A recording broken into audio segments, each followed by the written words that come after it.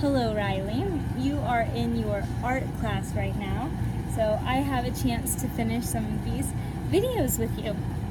I'm sure you're looking at your schedule and you see Awana is next, and you're thinking, I already finished my book and we haven't gotten a next book. So for now, we're going to do some character training. So character building is very important. Just like we learn from our Bible verses, they teach us what character qualities we should have as those who are striving to live like God. So we are going to go through some character qualities. And the first one today is attentiveness. You've probably heard me say, be attentive. And so let's think about what attentiveness is. It's kind of noisy here on the square. So this little deer is what we're going to think of when we hear the word attentiveness. Say it with me. Attentiveness. So attentiveness is concentrating on the person or task at hand. So attentiveness is concentrating on the person or task at hand. That means the person who's right there talking to us, or the thing that we need to do. So say it with me. Attentiveness is concentrating on the person or task at hand. So what are some ways that we can be attentive? We can look at people when they speak to me.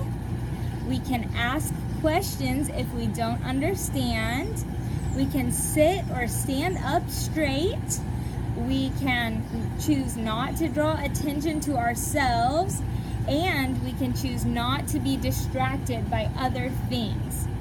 So in order to be attentive, we want to concentrate on the person or task at hand, which means that we look when people are speaking to us, we ask questions if we don't understand, we sit up or stand up straight, we don't draw attention to ourselves, and we're not distracted by others and other things. So that's what it means to be attentive. Now, why is being attentive so important? I want you to think, have you ever felt ignored? Did you ever feel like people weren't listening to you? How did that make you feel? Probably made you feel like they didn't care, or like they didn't respect you as a person. When we are not attentive, when we choose not to concentrate on the person or task at hand, it looks like we don't care. It looks like we don't think that the person or the task is important. And therefore, we're not showing respect towards the person or the task that we need to complete. So that's one reason that being attentive is so important. So why does this deer remind us of attentiveness? Well, the white-tailed deer, that's what this deer is, pays close attention to its surroundings. It looks and listens for signs of danger. Have you ever seen a deer before? Well, I know you have, because I've seen deer with you. But have you noticed that whenever they hear something, their ears immediately go and they look just at whatever it is until they need to respond? And that's why they say you look like a deer caught in the headlights, because when a deer jumps out into the street and it sees your headlights in the dark night, it stays frozen there, totally paying attention to the headlights, which isn't always a good thing, because it's not responding to the emergency of the situation. And that's why this says if you don't understand, you need to ask questions, because the deer, it has your attention, but it doesn't understand the situation, and it takes it a while sometimes to ask that question or get out of the way. And so what we want to do is we make sure that we're aware of our surroundings and attentive to the person or task at hand.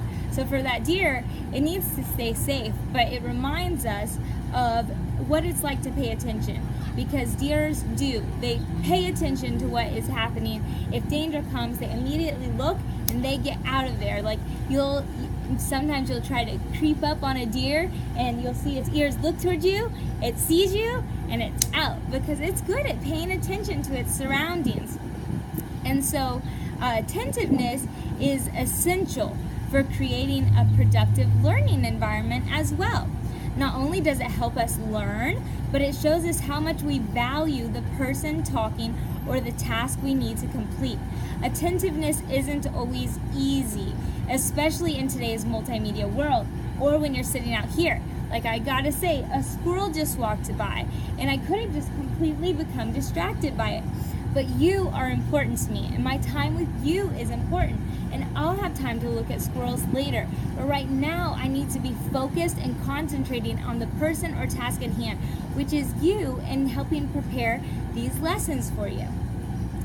And so we have to learn to sometimes put our phones away, or set down a toy, or turn off a TV, or quiet the radio, or put away whatever thing is distracting us, or even turn our back to whatever the distraction is, so that we can give others the respect and attention that they deserve.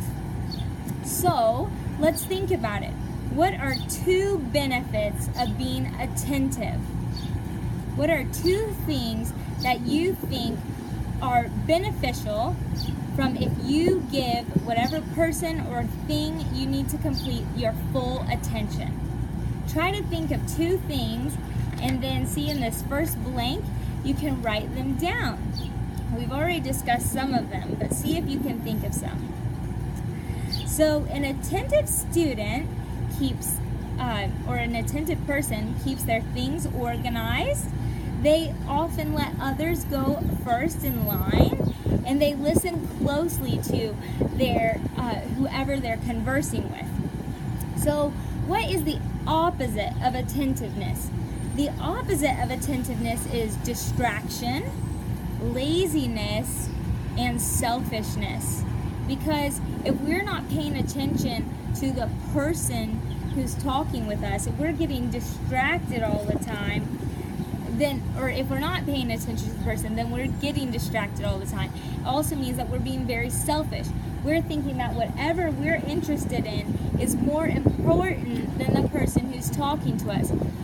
It also is a sign of laziness, because if we're supposed to be working on one thing, like right now, you're supposed to be working on your morning routine, but if you keep getting distracted with other things, then that's a form of laziness. It shows that you don't think the things you need to do are important, and you'd prefer not to work. And God doesn't want us to be lazy. Remember Proverbs 10 verse 4. Lazy hands make a man poor. Proverbs 10 verse 4. But diligent hands bring wealth. Proverbs 10 verse 4. So we want to make sure that we're not lazy. God always tells us that we need to be hardworking. He also says we can't be selfish. We need to be selfless. So we need to do that by showing the person or thing that we need to complete our full concentration. We need to be attentive. Okay, so what are 3 ways that you can be attentive? Try to think about them, and if you can, write them at this very bottom. You can ignore these middle things. So just at the top, you'll put down two benefits of being attentive, and then at the bottom, try to think about 3 ways you can be attentive. What are the 3 things you can do to show that you are being attentive, that you are concentrating to the person or task at hand? If you want, you can pause the video while you think and write them down, or if you don't know how to spell something, just sound it out, or you can even draw and show how. And after you've thought about it, you can push play again. Don't go to the next video yet, we're not done, but you can push play again.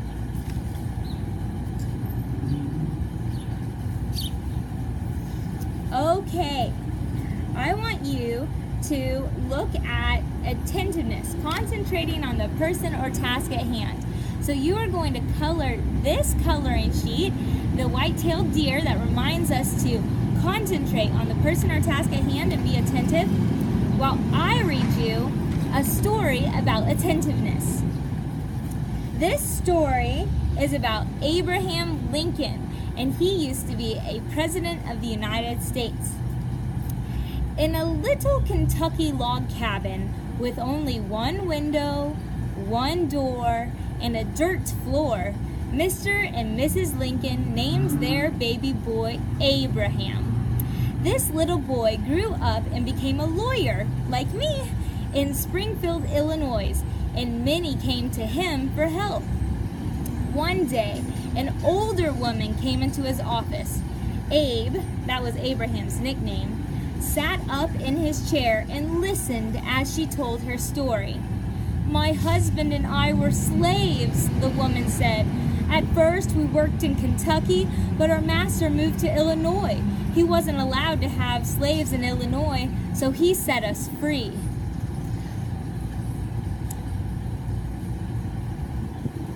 One of my sons found work as a waiter on a Mississippi River steamboat. He's a good boy, but one day he made a mistake. He got off the boat when it stopped in New Orleans. That night, he was arrested. Louisiana isn't a free state.